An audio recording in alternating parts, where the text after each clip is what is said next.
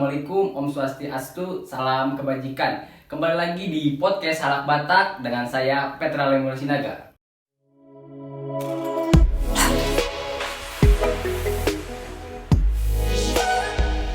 Ini topik yang akan kita bahas mengenai Martin Luther. Tapi di sini saya tidak sendirian, karena di sini saya telah mengundang teman-teman saya dari Fakultas Teologi UKSW untuk menjadi narasumber bersama-sama dengan saya di tempat ini. Oke, yang pertama ada Mas. Nama saya Gabriel Sinambela dari Fakultas Teologi UKSW angkatan 2022. Nama saya Wilmar Silalai, Fakultas Teologi UKSW angkatan 2022. Dan saya Anda Sokonseka Purba, Fakultas Teologi UKSW angkatan 2022. Oke, seperti yang kita ketahui, Martin Luther adalah bapak tokoh reformasi gereja Protestan yang melakukan perubahan sejarah Kristen di dunia. Nah, untuk menggali lebih dalam lagi dan mengetahui lebih dalam lagi mengenai Martin Luther, kita akan mendengarkannya langsung dari ketiga narasumber yang bersama-sama dengan saya di tempat ini. Oke, yang pertama saya ingin bertanya kepada Mas Wilmar nih.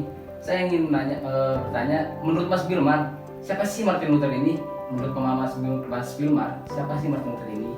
Menurut pemahaman saya sendiri, Martin Luther adalah seorang tokoh reformasi gereja yang kita ketahui pada saat ini. Dan Martin Luther lahir di Jerman pada tanggal 10 November pada tahun 1483. Dan dia memiliki seorang istri yang bernama Katharina von Bora, dan mereka dikaruniai 4 orang anak. Dan Martin Luther menempuh pendidikan di Universitas Erfurt. Dan Martin Luther memiliki karyanya sendiri yang bernama Katekismus Besar Luther, Katekismus Kecil Luther, dan tentang kebebasan seorang Kristen. Kemudian dari sinilah proses pembaruan yang dilakukan Luther terhadap gereja-gereja Protestan masa kini, sehingga Luther disebut sebagai bapak reformasi gereja Protestan.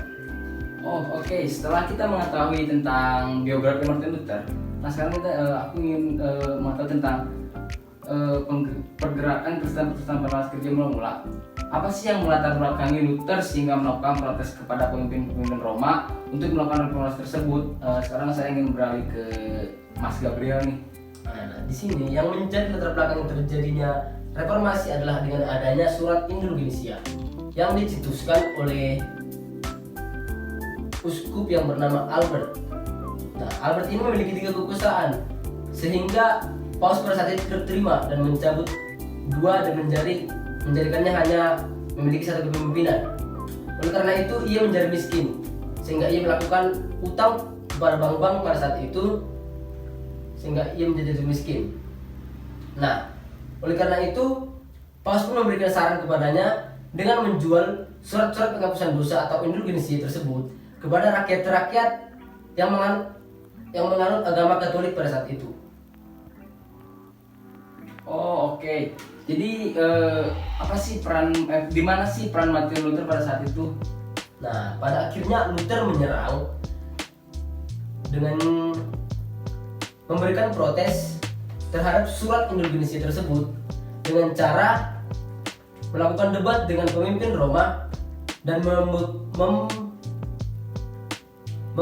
95 dalil di depan pintu gereja istana Wittenberg. Oh, oke. Jadi ada proses terjadinya pembaruan gereja pada masa itu yang dilakukan Luther melalui pendeklarasian protes kepada pemimpin Katolik, yaitu pada penjualan surat penghapusan dosa.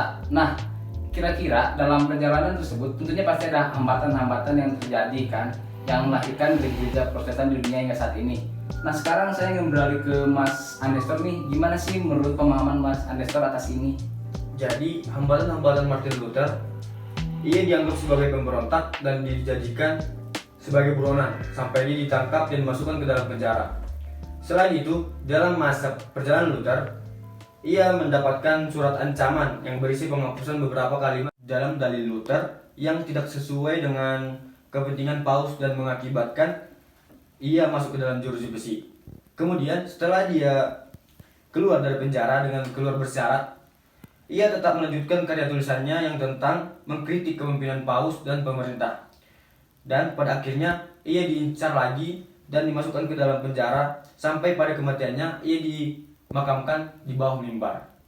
Oh, oke. Setelah kita mengetahui tentang biografi dan sedikit cerita tentang Martin Luther, bagaimana sih relevansi proses pergerakan yang dilakukan Luther pada masa itu terhadap gereja Protestan pada saat ini? Nah, sekarang saya ingin beralih ke Mas Bilmar lagi nih. Gimana sih relevansinya menurut Mas Bilmar untuk gereja Indonesia pada saat ini? Ya pasti ada dong.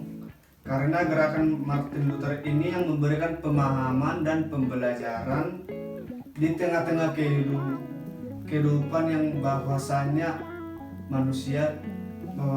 kodrat dosa hanya bisa dihapus oleh Allah dan bukan manusia.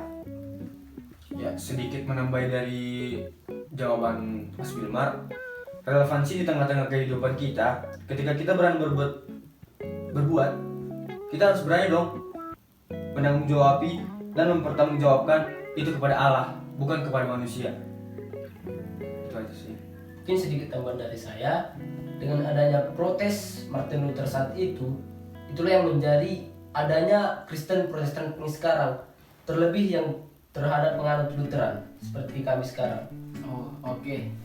Oh, jadi Martin Luther ini terkenal sebagai bapak reformasi gereja Protestan karena dia menolak ajaran-ajaran yang dilakukan oleh pemimpin Roma pada saat itu, yang dikarenakan mereka menganggap bahwa dosa-dosa dapat diperjualbelikan.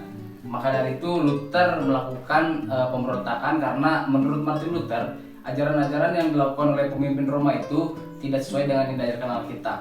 Oke, mungkin sekian pembahasan Martin Luther dari kami. Saya dan ketiga narasumber yang ada di sini pamit undur diri. Terima kasih. Oke, terima kasih buat teman-teman narasumber yang telah meluangkan waktunya di diskusi hangat kita pada saat ini. Semoga kita bisa bertemu di diskusi selanjutnya. Salam sehat, Horas!